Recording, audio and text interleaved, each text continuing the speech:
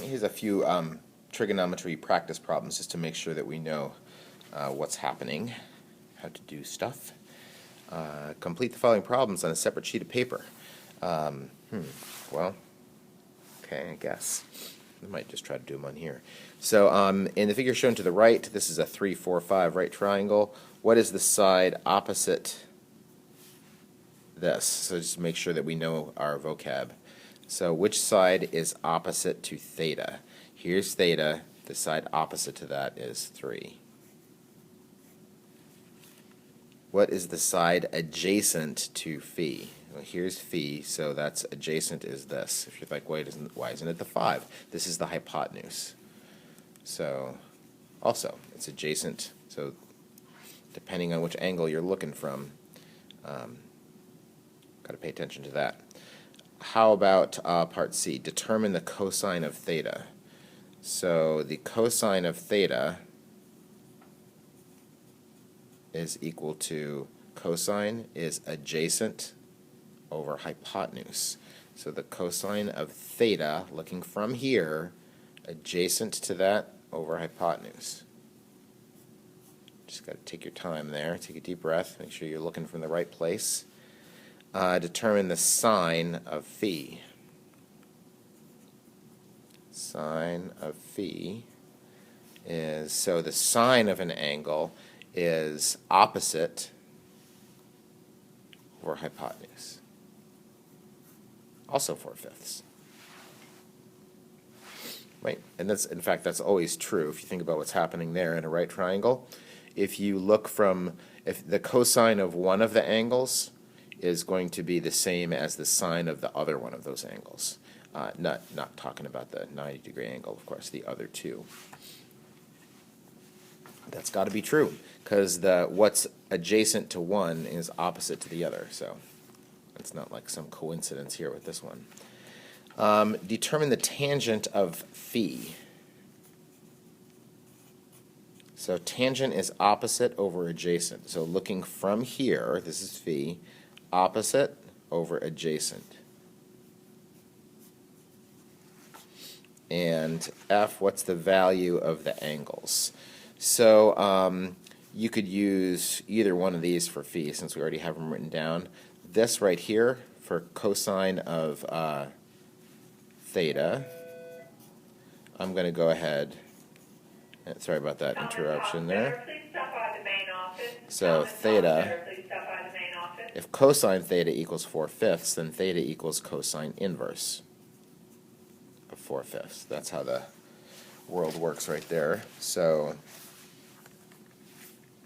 cosine inverse of 4/5 is about 37 degrees.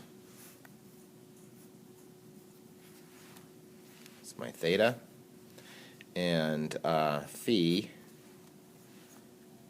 you want to use this one or this one? Doesn't matter. How about we use tangent just for fun? I don't think I used that in your example from the notes. So if phi is equal to, if tangent of phi is equal to 4/3, then phi is equal to the tangent inverse of 4/3. And geez, we better get 53, right? Because they have to add up to 90. So let's see, tangent inverse of 4/3 is 53 degrees. So you got options there for how to find those. Okay, number 2. In a certain right triangle, shown below, the two sides are perpendicular to each other are 5 and 7. What is the length of the third side? I'm going to use the Pythagorean Theorem here. These are the two legs. So 5 squared plus 7 squared is equal to the hypotenuse squared. Let's see. The 25 squared and 47 squared, you can use your calculator. There's no restrictions on calculator use in physics class.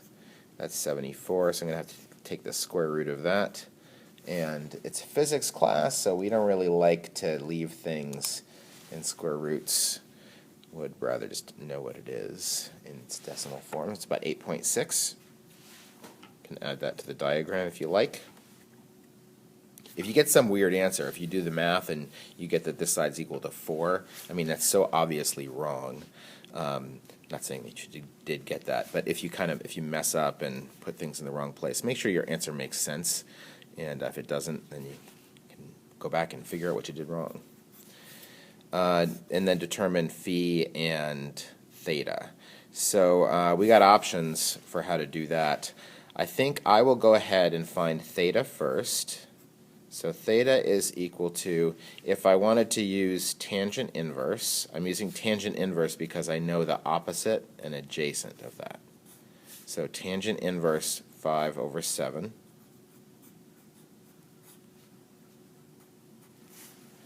And you want to see what I'm doing on my calculator? That's 35.5, I'll call that 36 degrees, rounded to the nearest degree. And then what's phi? You could do the tangent inverse of 7 over 5, right? That's opposite over adjacent from that angle. Or you could just say, hey, wait a second, these two angles have to add up to 90, right? Because it's a right triangle. So I guess this one has to be equal to 54 degrees. And just to make sure, do tangent inverse of 7 over 5, because the opposite and the adjacent switch places when you're looking from the other angle. And sure enough, it's 54 degrees, rounded to the nearest degree. Number 3, right triangle has a hypotenuse of 3, and one of its angles is 30 degrees. Sketch a picture of it.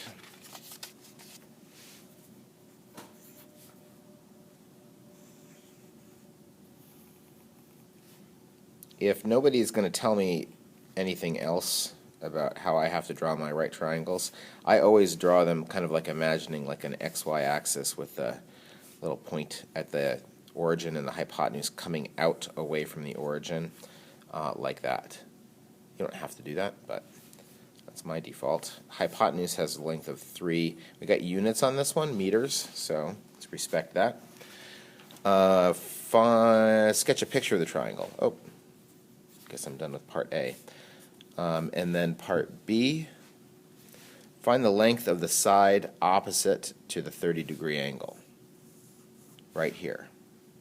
Now maybe, just maybe, you remember from geometry class that the 30, 60, 90 is a quote-unquote special right triangle.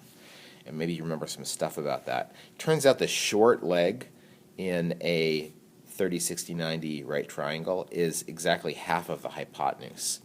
But let's just say you didn't remember that, and you don't need to know that level of detail. I don't have to have that kind of stuff memorized. So find the length of the side opposite to this. So let's see, if we were thinking about labeling this like we did in our notes, I might be thinking of that as like x and y. So the which trig function should I use here? Well, if this is opposite to the 60, and I know the hypotenuse, so I think I'm thinking here that theta, sorry, not theta, that the sine of 30 degrees, sine is equal to opposite over hypotenuse. So y is equal to, multiply the 3 up there, 3 times the sine of 30 degrees. And I guess I already spoiled this one. 1.5. And we have units on this, so if this is 3 meters, that's 1.5 meters. And then find the length of the side adjacent to. You got options here now because we know what this side is, so you could do the Pythagorean Theorem, or you could do cosine of 30 is equal to x over 3. That's an option. Lots of choices there. So 3 times the cosine of 30, about 2.6. meters. And then you could do, if you just wanted to check, if you suspected that you might have done something wrong or just want to be extra sure, then if this is 1.5 and this is 2.6, then 1.5 squared plus 2.6 squared better equal 3 squared, which is 9. Now I did round those, so I rounded this one anyway, so I don't expect it to be exactly right, but let's just try that. 1.5 squared plus 2.6 squared. We're hoping that that's equal to the hypotenuse squared, which would be 9. So, yep, there you go. A little bit off because of the rounding. So you can check. You've got options. All right, last one here. For the triangle shown below, find the length of the unknown side. That's here. I'm going to call that x. And the base angles. Sorry, base angles. Why did I say that? Trapezoids have base angles. Triangles, not really. The angles phi and theta. Okay? So to find the unknown side, since they're asking me to do that first, I'm going to go ahead and use the Pythagorean Theorem. You could find one of the angles first and then find this in a different way. There are options. So x squared plus, this is the other side, it's like the y, is equal to the hypotenuse squared. I was going to write 81 there because I know how to do math, but to be consistent and make it look like the Pythagorean Theorem, we can do that. So x squared would be equal to 9 squared minus 6 squared, and I want to know what x is, so I'm going to need to take the square root of that. So you can just enter it like that in your calculator. That's one way to do it. And then make sure your answer makes sense. 6.7, does that look about right? Yeah, sure. This triangle was not drawn to scale. That 6 compared to this 9, like that looks like it's like barely half of that. So it's not drawn to scale, but that's okay. Didn't mess us up. Okay, let's find the angles now. So now we have options. If we want to find phi,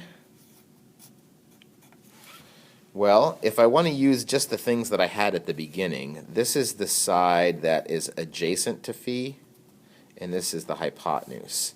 So adjacent and hypotenuse, I'm going to have to use cosine inverse. If you're thinking to yourself, oh, dang it, I forgot to do cosine inverse. If you're finding an angle, then you're going to be using sine, cosine, or tangent inverse when we're looking for an angle. So that's adjacent over hypotenuse, 6 over 9.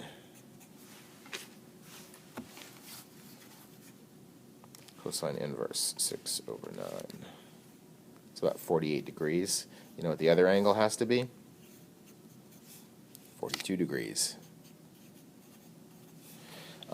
Really don't have to do more work there, but if you wanted to, it would be here. If you're looking from here, then 6 and 9 are the ones that you want. So you could do sine inverse of 6 over 9. You could do cosine inverse of 6.7 over 9. You could do what we just did here, 90 minus 48. All of those things should give you the same angle. So let me just show you all of those. So, and I don't care which one you use. So 90 minus, we found the 48. That gives us 42. If I do the sine inverse of opposite over hypotenuse, that gives me 42. Or if I do the cosine inverse, since I found the third side here, if I do cosine inverse of 6.7 rather over 9, it's slightly different because of rounding, but they all round to 42, 42, 42. So however you do it, you got options.